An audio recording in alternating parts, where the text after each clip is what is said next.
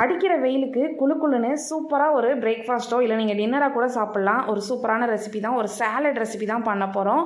அதுக்கு வந்து சிக்கனோட போன்லெஸ் பீசஸ் எடுத்து இந்த மாதிரி சின்ன சின்ன பீசஸாக கட் பண்ணி எடுத்துக்கோங்க. ஒரு 3-4 பீஸ் போன்லெஸ் இருந்தாலே போதும். நல்லா கட் பண்ணால் இந்த அளவுக்கு வந்துடும். இதில் வந்து ஒரு பேசிக்காக நம்ம வந்து தவா ஃப்ரை பண்ணுற மசாலாஸ்லாம் இருக்கும் இல்லையா, ஸோ அதை வச்சு கொஞ்சம் தவா ஃப்ரை மாதிரி கொஞ்சமாக ஆயில் சேர்த்து ஒரு 5 மினிட்ஸ் நல்லா வந்து பிரட்டி எடுத்துக்கோங்க. இதுக்கு வந்து வெஜிடபிள்ஸ் வந்து நீங்கள் என்னென்னாலும் ஆட் பண்ணலாம். நான் வந்து கொஞ்சம் குக்கும்பர் எடுத்திருக்கேன். குக்கும்பரையும் இந்த சின்ன சின்ன பீசஸாக கட் பண்ணி எடுத்துக்கிட்டேன். அது போக கொஞ்சம் வெங்காயம், கொஞ்சம் தக்காளி இதெல்லாம் சேர்த்து நல்லா கட் பண்ணி ஒரு பவுலில் வச்சாச்சு. கொஞ்சம் ஃப்ளேவருக்காக கொஞ்சமாக கொத்தமல்லி இலையும் சேர்த்து அதையும் நல்லா ஃபைனாக கட் பண்ணி சேர்த்துட்டேன். நீங்கள் தேவைப்பட்டால் இதில் வந்து ஸ்வீட் கார்ன் ஆட் பண்ணிக்கலாம், இல்லை கேரட் எல்லாமே கூட ஆட் பண்ணிக்கலாம். ரொம்ப சூப்பராக இருக்கும். இதில் நான் இன்றைக்கி ஆட் பண்ணுற ஒரு மெயின் இன்க்ரீடியன்ட் என்னென்னா சீஸ் தான், ஃபெட்டா சீஸு. இது வந்து கொஞ்சம் சால்ட் அதிகமாக இருக்கமா இருக்கும். ஸோ அதனால் நான் வந்து சாலட்டில் வந்து சால்ட் எதுவுமே சேர்க்கலை, ஏன்னா சீஸ்லேயே சால்ட் வந்து அதிகமாக இருக்கும். இதெல்லாம் சேர்த்துட்டு இந்த சாலட்காக ஒரு ட்ரெஸ்ஸிங்கும் ரெடி பண்ணேன்.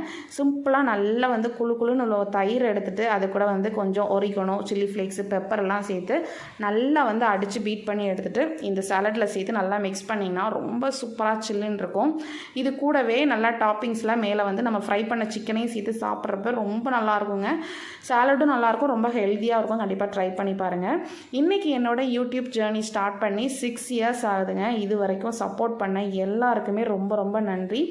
இன்னுமே நான் வந்து இன்னும் நிறையா வந்து வீடியோஸ்லாம் போடுவேன். ஸோ கண்டிப்பாக நம்ம சேனலை ஃபாலோ பண்ணல, சப்ஸ்கிரைப் பண்ணலன்னா கண்டிப்பாக ஃபாலோ பண்ணிக்கோங்க. நெக்ஸ்ட் பார்க்கலாம்.